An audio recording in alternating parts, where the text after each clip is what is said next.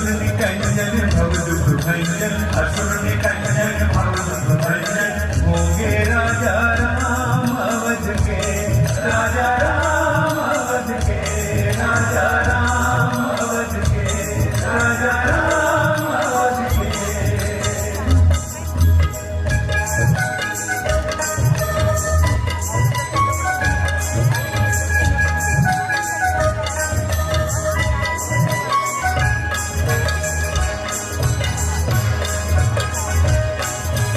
हरि हर मंगल बाजत बाजे, हरि हर मंगल बाजत बाजे, नाचे खुशियों में ये तन मन नाचे खुशियों में।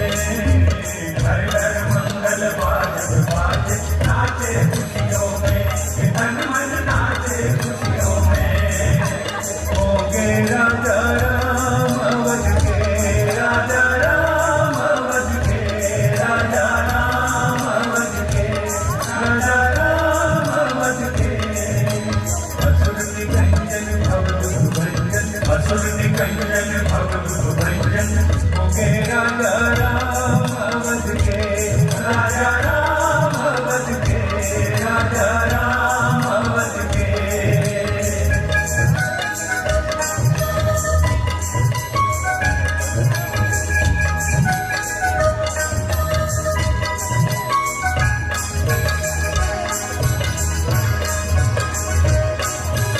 हरि हर मंगल बाजत बाजे, हरि हर मंगल बाजत बाजे, नाचे खुशियों में ये तन मन नाचे खुशियों में। हरि हर मंगल बाजत बाजे, नाचे खुशियों में ये तन मन नाचे खुशियों में। होंगे राजा राम अवध के, राजा राम अवध के, राजा राम अवध के, राजा राम अवध के। असुर निकंजन भव दुख भंजन, असुर निकंजन भव दुख भंजन, होंगे राजा राम अवध के, राजा राम अवध के, राजा राम अवध के।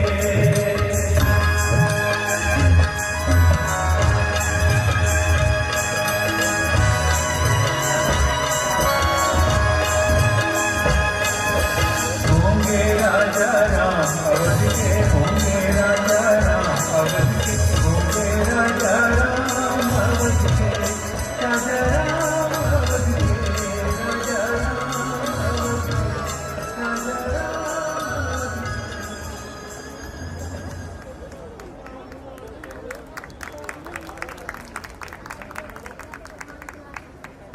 क्यों भाई, आज ये कैसा उत्सव मनाया जा रहा है? तुझे ये भी नहीं पता, आज राम का राज्याभिषेक है। तो ये बात है।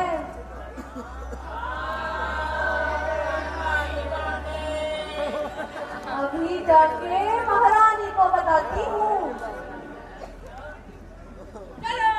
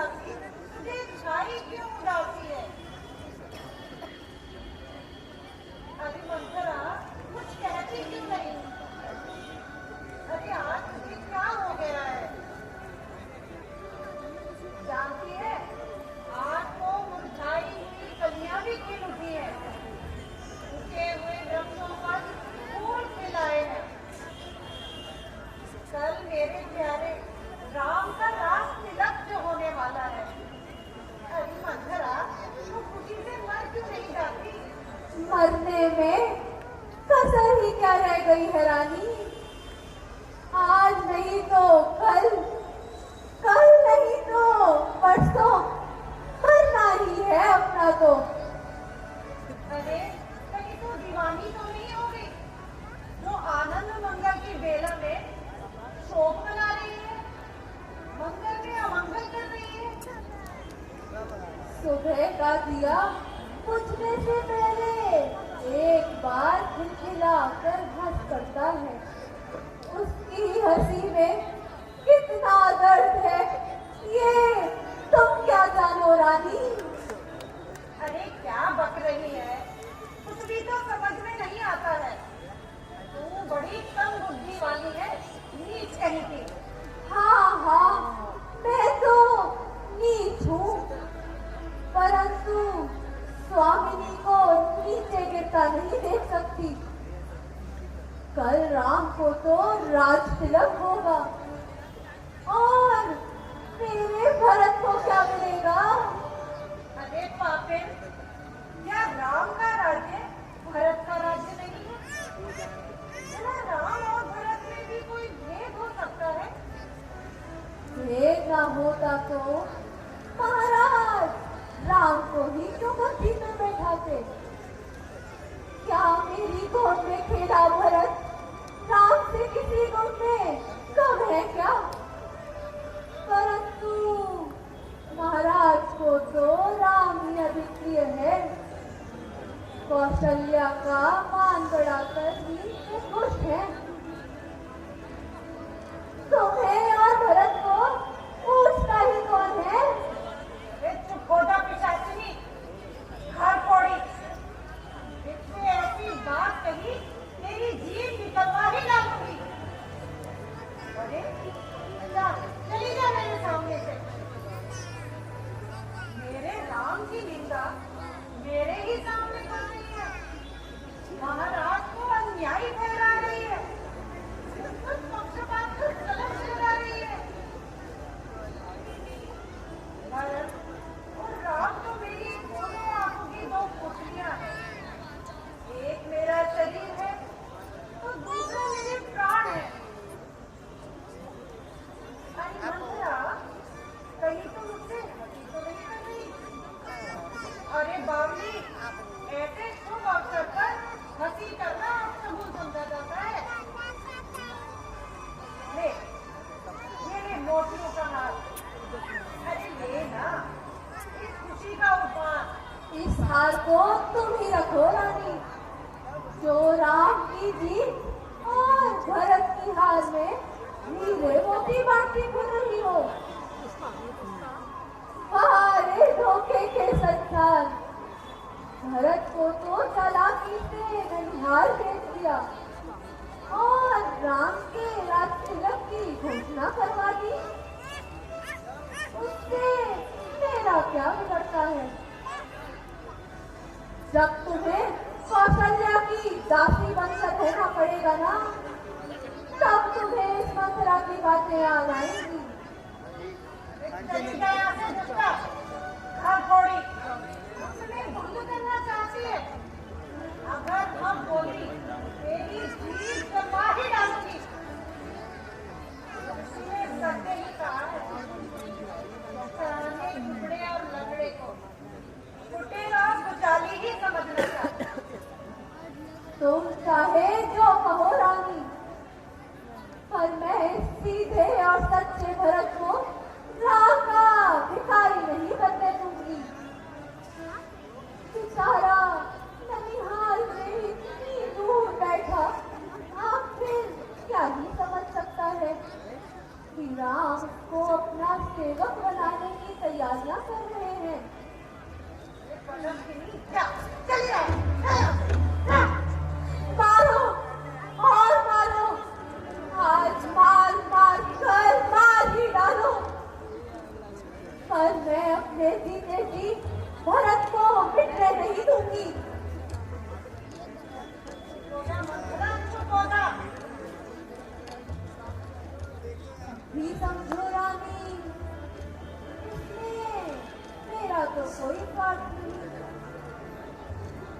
राजा राम हो या भरत, मंत्रा तो दासी ही रहेगी।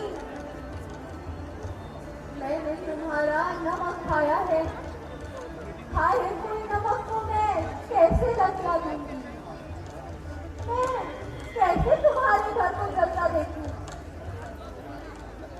महाराज ऊपर से तो तुम्हें प्यार जताते हैं, परंतु सही भीतर कौशल्या का बल बढ़ते हैं। राम को राजा बना दिया, कौशल्या रानी हो गई। वाह रे वाह! हाँ, माना कि इस समय राम और भरत में अत्यंत प्रेम है, प्यार है और हमदर्दी भी है, परंतु ये तो जरूरी नहीं कि इनके आने वाली संतानों में भी यही प्रेम बना रहेगा। उस समय क्या होगा जब राजा की संतान राजा और सेवक की संतान सेवक होगी? अरे इन सब बातों से मेरा मतलब क्या है? साफ साफ सुनोगी तो सुनो। तुम राजा को अपने वश में करना जानती हो, परंतु राजा मन के मैले और मुंह के मीठे हैं, और तुम इस छल कपट से कोसों दूर हो। राम की माता कौशल्या बहुत ही चतुर और गंभीर है। उसने अवसर पाते ही अपनी बात मनवा ली।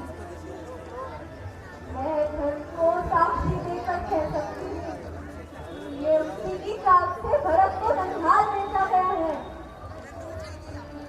मैं जानती हूँ कि राजा को तुम पर बहुत प्यार है, तभी तो वो तुमसे जलती है। और भरत की अनुपस्थिति में राम को राजा बनवा दिया। क्या तू बहुत सुखाकर कह सकती है कि जो कुछ तू कह रही है वह बिल्कुल सत्य है, उसमें तनिक मात्र भी मिथ्या नहीं। रानी, तुम अभी नहीं समझी? अपने भले बुरे की तो पशु पक्षी को भी अच्छे से पहचान होती है। मेरी बात को पत्थर की लकीर समझो। तुम तो दूध में मक्खी भर रह गई हो, को निकाल फेंकने के सिवा और कोई चारा नहीं है। घर की चाकरी बजाओगी तभी तो घर में रह पाओगी, वरना अपना अपना रास्ता ढूंढना। बस मंत्रा बस, मेरा शरीर गिरा जा रहा है। लो, तो अब मैं साफ साफ कह देती हूँ, कन्नू ने बंदा को दुख दिया था, कौशल्या तुम्हें दुख देगी। भरत कारागार में घुसे जाएंगे और लक्ष्मण राम की सहायता करेंगे। बस मंत्रा बस, मैं ऐसा कुछ नहीं होने दूंगी। ऐसा नहीं हो सकता मंत्रा। भरत जब तक ननिहाल से लौट नहीं आएगा, राम का राज तिलक नहीं होगा। तू सच कहती है मंत्रा, मेरी दाहिनी आंख नीचे पड़ता करती है। ये रोज भयंकर सपने दिखाई पड़ते हैं, लेकिन जहाँ तक मेरा बस चला, मैंने आज तक किसी का बुरा नहीं किया। ये ना जाने भगवान मुझे किन पापों का इतना दुख दे रहे हैं। हो रानी, तुम्हारा सुख सुहाग तो दिन दुगना होगा। जिसने तुम्हारी बुराई चाही है, उसको उसका फल अवश्य मिलेगा। मेरी तो भूख और नींद दोनों ही उड़ गई है।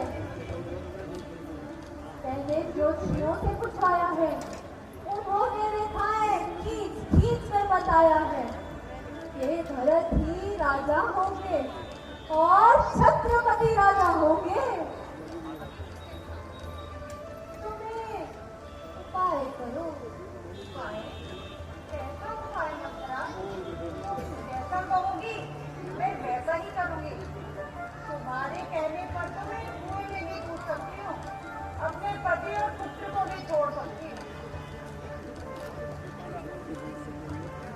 याद करो रानी, तुमने मुझे ये कथा सुनाई थी और कहा था कि महाराज के पास तुम्हारे दो वरदान धरोहर है। अब तुम उन्हें राजा से मांगकर अपने मन को शांति दो।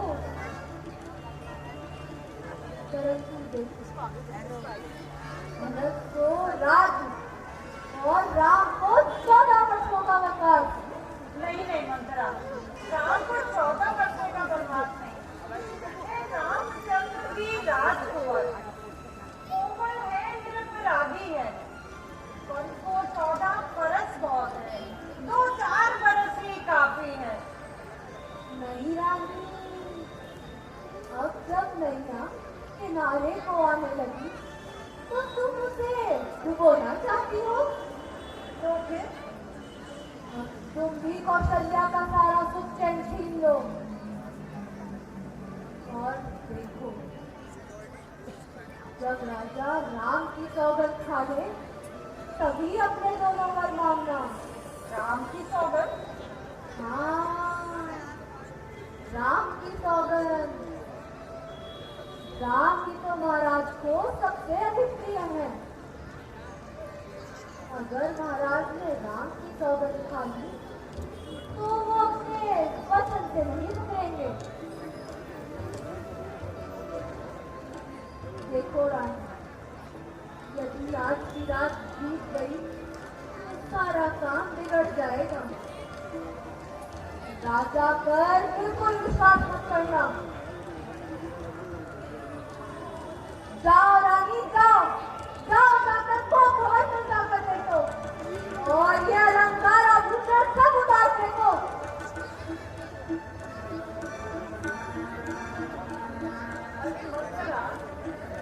बड़े ही सरल स्वभाव की है। मैंने यहाँ से पहले तुझे पहचाना ही नहीं था। देख, अगर भगवान मेरा मनोरथ पूरा करेंगे तो मैं तुझे अपनी आंखों की पुतलियों पर बिठाकर रखूंगी। ठीक है, अब तू जा। देख, महाराज आगे ही होंगे। हाँ रानी, अब मैं जाती हूँ।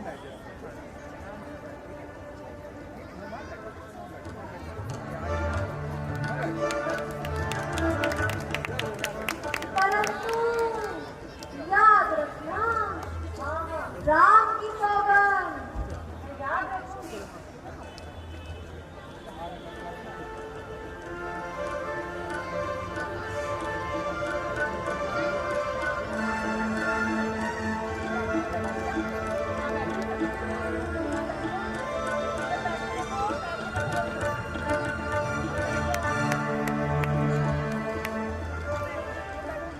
आज की लीला हम यही समाप्त करते हैं। कल पहला दृश्य होगा कि कई